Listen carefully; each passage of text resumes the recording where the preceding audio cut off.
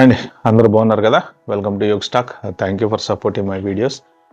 నాకు ఈ మధ్యన ఈమెయిల్స్ ఒక ఇద్దరు ముగ్గురు పెట్టారు, మెసేజ్లు చేశారు.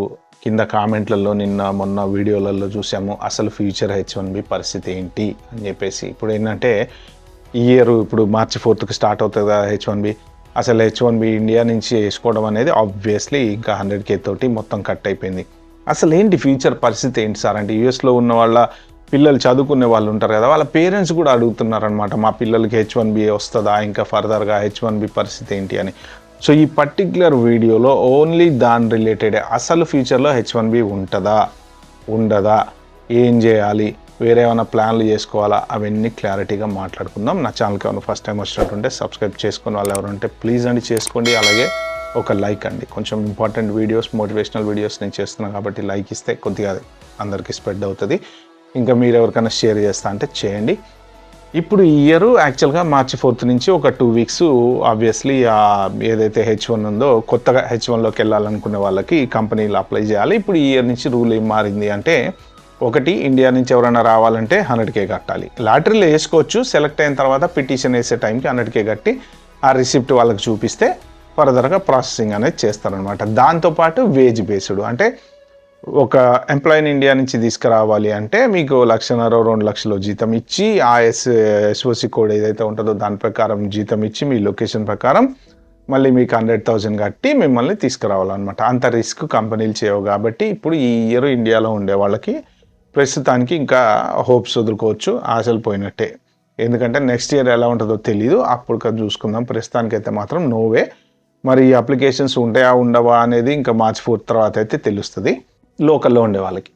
ఇప్పుడు ఛాన్సెస్ ఎవరికి ఉన్నాయంటే H4 నుంచి H1 కన్వర్ట్ అయ్యే వాళ్ళకి కానీ, స్టూడెంట్స్ ఓపీటీ నుంచి స్టెమ్ ఓపీటీ నుంచి H1 వేసుకునే వాళ్ళకి కానీ, సో ఇంకా ఇలాంటి వాళ్ళందరికీ L1 నుంచి మారదాం అనుకునే వాళ్ళకి కానీ, ఇలాంటి వాళ్ళందరికీ కంపెనీస్ కనుక చేయాలనుకుంటే చేస్తారు.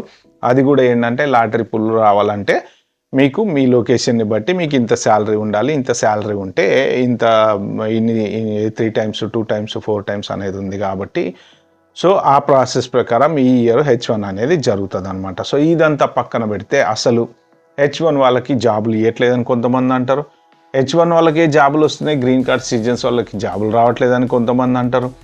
ఎందుకు H1 వాళ్ళకే ఇస్తున్నారని వీళ్ళు అంటారు అంటే, H1 ఆబ్వియస్లీ చీప్ లేబర్ అని చెప్పి అందరూ అంటూనే ఉన్నారు కదా. ఎందుకు చీప్ లేబరు అంటే వీసా మీద ఏ కంట్రీలో అయినా సరే ఎవరైనా సరే వీసా మీద ఉండేటువంటి వాళ్ళు ఏంటంటే తల వంచుకుని డిమాండ్ చేయకుండా పనిచేస్తారు. ఎందుకు అంటే ఇండియాలో వాళ్ళకు వచ్చేటువంటి శాలరీ కంటే ఇక్కడ వచ్చేటువంటి శాలరీ, ఇక్కడ ఉండేటువంటి లైఫ్, ఇవన్నీ వాళ్ళకి నచ్చినాయి అనుకోండి, అవి ఎక్కువ వస్తున్నాయి అనుకోండి, మనము ఆడిచ్చిందే తీసుకుందాం మహాప్రసాదం అని చెప్పి పనిచేస్తూ ఉంటారు అనమాట. ఫర్ ఎగ్జాంపుల్ ఒక ఐటీ ఎంప్లాయీకి ఇండియాలో 10 lakhs శాలరీ వచ్చేటువంటి అతనికి H1 పిక్ అయ్యి అమెరికా వచ్చిన తర్వాత ఒక $70,000 $80,000 జాబ్ వచ్చింది అనుకోండి, ఫ్యామిలీ కాకుండా సింగిల్ పర్సనే అనుకుందాం ఫర్ ఎగ్జాంపుల్, కంపేర్ చేస్తే అతనికి చాలా డబ్బులు మిగులుతాయి కదా. సో ఇండియాలో 10 lakhsతో చూసుకుంటే ఎంత లేదన్నా కనీసం 30-40 లక్షలు ఈజీగా అయితే మిగుల్చుకోగలుగుతారు. అలాంటి కంపారిజన్లు ఉన్నప్పుడు ఏంటంటే ఇక్కడ అమెరికాలో చూసుకోవడానికి ప్రయత్నం చేస్తారు. సో అసలు H1 అప్లై చేసుకుంటే బెటరా అంటే ఇక ఇప్పుడు డిపెండ్ ఆన్ కంపెనీస్. ఎందుకంటే ఇదివరకులాగా ఇష్టం వచ్చినట్టు చేయడానికి లేదు. ఒకవేళ మీరు ఏదో ఒకటి లాటరీలో వేసేద్దామని చెప్పి మీరు శాలరీ కొంత పెట్టి వేసిన పిటిషన్కి వెళ్ళినప్పుడు అప్పుడు మొత్తం డీప్ చెకింగ్ అనేది జరుగుతుంది కాబట్టి అప్పుడు మీ పిటిషన్ రిజెక్ట్ అయ్యే ఛాన్స్ అయితే ఉంటుంది. కాబట్టి ఇదివరకులాగా సింపుల్గా గేమ్స్ ఆడి ఏదో ఒకటి వేసేద్దాము, ఇన్హౌస్ క్లయింట్ పెట్టి వేసేద్దాము, ఇట్లాంటివి వేసేద్దాం అయితే కుదరదు అనమాట. ఇక ఫ్యూచర్లో H1B ఉంటుందా అంటే ఉంటుంది, ఎందుకు ఉండదు. ఈ ఇయర్ ఉంటుంది, నెక్స్ట్ ఇయర్ ఉంటుంది, ఆ నెక్స్ట్ ఇయర్ ఉంటుంది. కానీ ఎంతమంది అప్లై చేసుకుంటారు, ఎలా అప్లై చేసుకుంటారు, అప్లై చేసుకుంటే వస్తుందా రాదా. ఇంటర్వ్యూ USCIS వాళ్ళు ఇప్పుడు ఆర్టిఫిషియల్ ఇంటెలిజెన్స్ సాఫ్ట్వేర్ వాడి పర్ఫెక్ట్గా స్క్రూటినీ చేస్తున్నారు. ఏంటి, మీ క్లయింట్ ఉన్నాడా, అసలు నిజంగా క్లయింట్కి ప్రాజెక్ట్ ఉందా, మీకు ఆ క్లయింట్కి సంబంధం ఉందా, మీ కంపెనీ క్లయింట్ దగ్గర అగ్రిమెంట్లు తీసుకుందా, ఇంత డీప్ వెట్టింగ్ అనేది చేస్తున్నారనమాట. కాబట్టి ఏంటంటే more or less fake H1s ఎవరైనా ఉన్నా కానీ, ఫేక్ పేరోల్స్ కానీ, ఫేక్ ఇన్హౌస్ ప్రాజెక్టులు కానీ ఇలాంటివి అయితే మోస్ట్ ప్రాబ్లీ వచ్చే ఛాన్స్ అయితే లేదు. ఇక కొంతమంది ఉన్నవాళ్ళు ఏమంటారు అంటే గ్రీన్ కార్డులు వాళ్ళు వీళ్ళు ఇప్పుడు ఈ H1 వాళ్ళు ఆల్రెడీ లోకల్లో ఉన్నటువంటి H1 వాళ్ళకి ఇంకా ఇస్తూనే ఉన్నారు అంటే ఆబ్వియస్లీ ఇస్తారు. ఎందుకు అంటే ఆ తక్కువ శాలరీ తీసుకుంటున్నారు కాబట్టి వాళ్ళకి ఇచ్చే ఛాన్స్ ఉంది. బట్ ప్రొవైడింగ్ వాళ్ళు ప్రూవ్ చేసుకోవాలి. ఇప్పుడు ఫర్దర్గా ఉన్నంత వరకు సేఫే, నో ప్రాబ్లం. కానీ ఫర్దర్గా ఏ ఎక్స్టెన్షన్కో వెళ్ళినప్పుడు డిపార్ట్మెంట్ ఆఫ్ లేబర్ వాళ్ళు ఇప్పుడు కొత్త రూల్ ఏదో తీసుకొస్తున్నారు కదా, శాలరీ మినిమం శాలరీ ఇంత అని పెడతామని చెప్పేసి, ఆ శాలరీ కనుక పెట్టారంటే దాని ప్రకారం H1 అప్లై చేసుకోవాలి. ఒకవేళ లేదు అంటే వాళ్ళకి రిజెక్ట్ అయ్యి ఇంకా వాళ్ళు వెళ్ళిపోయే ఛాన్స్ అయితే ఉంది. మరి ఫ్యూచర్లో ఎట్లుంటుంది అంటే ఫస్ట్ ఆఫ్ ఆల్ H1 ఉంటుందా ఉండదా అని పక్కన పెడితే జాబులు ఉంటాయా ఉండవా అనేది ఆలోచించాలి మనం. ఎందుకు అంటే ఆర్టిఫిషియల్ ఇంటెలిజెన్స్ ఒక రేంజ్లో టేక్ ఓవర్ చేస్తుంది, ఎక్కడ చూసినా టేక్ ఓవర్ చేస్తుంది. ఆన్ టాప్ ఆఫ్ దట్ లే ఆఫ్స్ విపరీతంగా అవుతున్నాయి. లే ఆఫ్స్ ఎందుకు అవుతున్నాయి అంటే మీకు టాలెంట్ లేక, లేకపోతే మీ స్కిల్ లేక, మీ ఏం లేక కాదు. లే ఆఫ్స్ ఎందుకు అవుతున్నాయి అంటే కంపెనీ కాస్ట్ కటింగ్ చేస్తుంది. ఎందుకు చేస్తుంది అంటే వాళ్ళకి ఆర్టిఫిషియల్ ఇంటెలిజెన్స్ మీద ఇన్వెస్ట్ చేయడానికి డబ్బులు కావాలి. డబ్బులు కావాలంటే ఎక్కడి నుంచి తీసుకొస్తారు? వాళ్ళు దాచిపెట్టుకున్నట్టు భూమి మీద లోపల పెట్టినటువంటి బిలియన్లోంచి పొర్రపాటును కూడా తీయరు వాళ్ళు. ఎక్కడి నుంచి తీస్తారంటే పెట్టేటువంటి కాస్ట్ ఏదైతే ఉంటుందో ఎంప్లాయీస్ మీదనో, లేకపోతే కుర్చీలు కొన్నారో, బెంచీలు కొన్నారో, లేకపోతే ఇంకోటి ఏం కొన్నారో, ఇట్లాంటివన్నీ ఏమైనా ఉంటే బిల్డింగులు రెంట్కి తీసుకున్నారో, ఇవన్నీ కట్ డౌన్ చేసి అవసరమైతే బిల్డింగ్లు ఖాళీ చేసి మీరు ఇంట్లోంచి వర్క్ ఫ్రమ్ హోమ్ చేసుకోమని ఆ రెంట్లు మిగిల్చుకొని ఇలాంటివన్నీ చేసి డబ్బులు మిగిల్చుకొని ఆ డబ్బులు తీసుకుపోయి మళ్ళీ ఆర్టిఫిషియల్ ఇంటెలిజెన్స్ మీద వాళ్ళు ఇన్వెస్ట్ చేస్తున్నారు. దానివల్ల ఏంటంటే ఇక యూఆర్ డిగ్గింగ్ యువర్ గ్రేవ్ అన్నట్టు ఎవరెవరైతే దాని మీద వర్క్ చేస్తారో రేపు పొద్దున వాళ్ళ ఉద్యోగాలు పోయేటువంటి ఛాన్స్ ఉందన్నమాట. సో ఇలాంటి పరిస్థితులలో లే ఆఫ్ జరిగింది అనుకోండి. ఫర్ ఎగ్జాంపుల్ ఒక 1000 మందిని ఒక కంపెనీ తీసేసింది. ఇప్పుడు మొన్న ఏది న్యూస్ పేపర్ ఏదో వాళ్ళు కూడా ఒక 300 మెంబర్స్ తీసేసారు, న్యూయార్క్ టైమ్స్ ఏదో సంథింగ్. ఒక అంటే పెద్ద కంపెనీస్ కూడా అమెజాన్ తీసేస్తుంది, తర్వాత ఒరాకిల్ 30,000 తీసేస్తుంది. ఇలా కంపెనీస్ అన్ని తీసేసిన వాళ్ళందరికీ over night next day job వచ్చింది అనేది హైలీ అన్లైక్లీ. ఎందుకు అంటే ఒక్కొక్క జాబ్ స్పెసిఫికేషన్ చూస్తే జాబ్ డిస్క్రిప్షన్లో అస్సలు అవసరం ఉన్నా లేకపోయినా మొత్తం పెడుతున్నారు తీసుకొచ్చి. దాంట్లో మొత్తం ఏది కావాలంటే అది, ఏది ఉంటే అది పెడుతున్నారు అనమాట. ఇప్పుడు ఆ కాంపిటీషన్లో 10 సంవత్సరాల కన్నా హైయెస్ట్ ఎక్స్పీరియన్స్ ఉన్నవాడైతే ఆ సముద్రంలో ఈదటం అనేది చాలా కష్టము. వాళ్ళు అంత శాలరీస్ ఇచ్చి కూడా తీసుకోవట్లేదు. ఎందుకు అంటే ఏఐ ద్వారా అన్ని పనులు చేయించుకున్నప్పుడు ఆ ఏఐ ఎక్కువ తెలిసినటువంటి స్కిల్ సెట్ వాళ్ళని ఒక్కళ్ళనో ఇద్దరినో తీసుకుంటే ఇంకా ఈ 10-15 ఏళ్ల నుంచి నాకు ఎక్స్పీరియన్స్ ఉంది అనే వాళ్ళంతా పక్కకు జరిపేయచ్చు. మనకి పని కావాలి, ఓకే, దయాదాక్షిణ్యాలు ప్రేమ ఆప్యాయతలు కాదు, పని కావాలి, డబ్బులు మిగలాలి. సో వాళ్ళు ఆ దృష్టితో ఆలోచిస్తారు కాబట్టి మోస్ట్ ప్రాబబుల్లీ లే ఆఫ్స్ ద్వారా కూడా ఇంక జాబులు పోతున్నాయి. సో ఈ లే ఆఫ్స్ ఎప్పుడైతే జరుగుతున్నాయో ఇంకా H1 ఉన్నా, ఇప్పుడు మనకి వీసా ఉన్నా జాబ్ ఉండాలిగా. మెయిన్ ప్రాబ్లం ఏంటంటే వీసా ఉంది, జాబ్ ఉండాలిగా. అలాగా జాబులు పోయేటువంటి ఛాన్స్ ఉంది.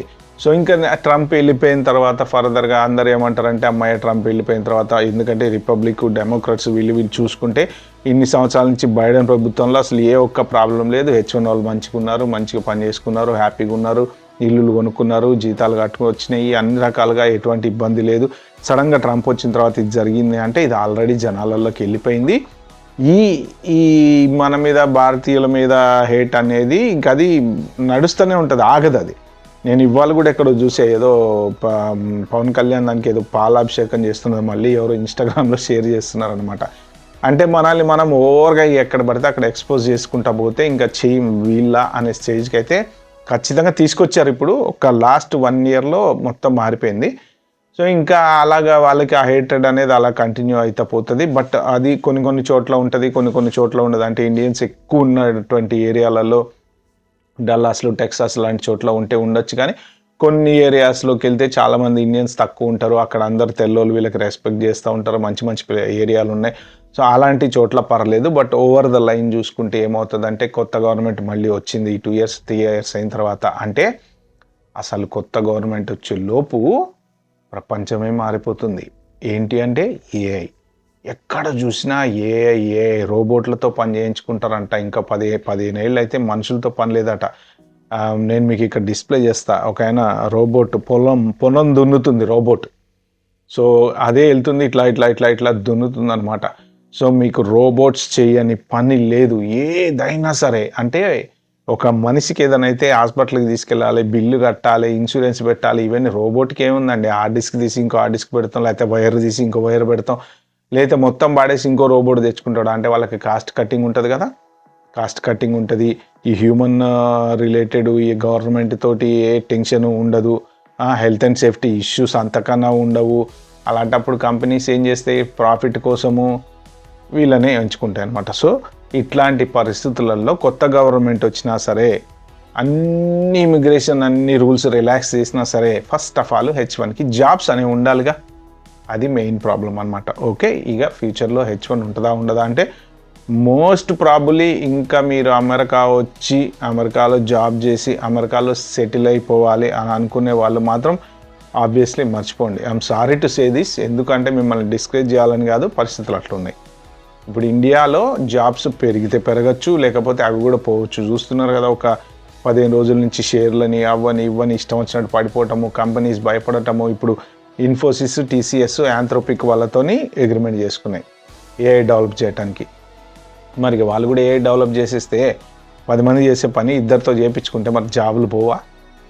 సో కాబట్టి ఏంటంటే నెక్స్ట్ 2 years ప్రతిరోజు H1 వాళ్ళకి టెన్షన్తో గడిచిపోతుంది. కానీ ఒక్కటి నేను చెప్పేది ఏంటంటే 2 years తర్వాత 3 years తర్వాత 2 years తర్వాత 3 years తర్వాత అమ్మాయి సిచ్యువేషన్ రిలాక్స్ అవుతుంది అనేది అయితే పెట్టుకోవద్దు. మీరు ఏంటంటే ప్రస్తుతానికి ఓవర్ రేట్స్ పెట్టుకోవద్దు, డబ్బులు బాగా సేవ్ చేసి పెట్టుకోండి. అందరు చెప్పేది ఏంటి తెలుసా, ఇప్పుడు ఎంత వీలైతే అంత మీరు క్యాష్ ఏదో దాచిపెట్టుకోండి. రేపు పొద్దున ఒకవేళ జాబ్ పోతే 6 months 1 year సర్వైవ్ అయ్యేటట్టు ఉండాలన్నమాట. కాబట్టి ఇది మెయిన్. H1 ఉంటుందా ఉండదా అంటే దానికి ఆన్సర్ లేదు. ఉన్న జాబులు ఉండే పరిస్థితి కనిపించట్లేదు. కాబట్టి ఇక ఫర్దర్గా అమెరికాలో ఉన్నంతమంది ఎవరెవరైతే ఉన్నారో వాళ్ళు ఉన్నన్ని రోజులు వాళ్ళ జాబులు కాపాడుకొని చక్కగా 4 డబ్బులు సంపాదించుకొని హ్యాపీగా దాచుకొని ఇండియాలో ఏమైనా కొనుక్కొని, ఒకవేళ రేపు పొద్దున మార్కెట్ AI వచ్చి మొత్తం జాబులని లే ఆఫ్ అయిపోతే ప్రశాంతంగా వెళ్ళిపోయేటట్టు చూసుకోండి. కానీ ఓవర్ రేట్స్ అయితే పెట్టుకోవద్దు. ఇక ఆల్రెడీ సంపాదించి సెటిల్ అయిపోయిన వాళ్ళు ఎవరైతే గ్రీన్ కార్డులో వాళ్ళు సిటిజన్స్ వాళ్ళు వీళ్ళు ఉంటారో, ఇక వాళ్ళు మరి వెళ్తారా ఉంటారా అనేది సిచ్యువేషన్ని బట్టి ఉంటుంది. ఇప్పుడు ఈ H1 వాళ్ళందరూ ఖాళీ అయిపోతే ఆబ్వియస్లీ వాళ్ళకి జాబులు దొరుకుతాయి. మెయిన్ ప్రాబ్లం ఎక్కడ వస్తుంది అంటే నెంబర్ ఆఫ్ జాబ్స్ అనేవి ష్రింక్ అవుతున్నాయి. కాబట్టి ఫ్యూచర్ ఎలా ఉంటుంది అనేది ఎవ్వరు కరెక్ట్గా చెప్పలేరండి. ఇది అయితే ఇండియా నుంచి వచ్చి కనుక మీరు ఇక్కడ అమెరికాలో జాబ్ చేయాలి అనుకునేటువంటి వాళ్ళకి మాత్రం ఖచ్చితంగా ప్రస్తుతానికి మీరు అసలు ఆ థాట్ తీసేసి వేరే పని చేసుకోండి. అది మాత్రం నేను ఇచ్చే suggestion. Okay, bye bye, have a good day.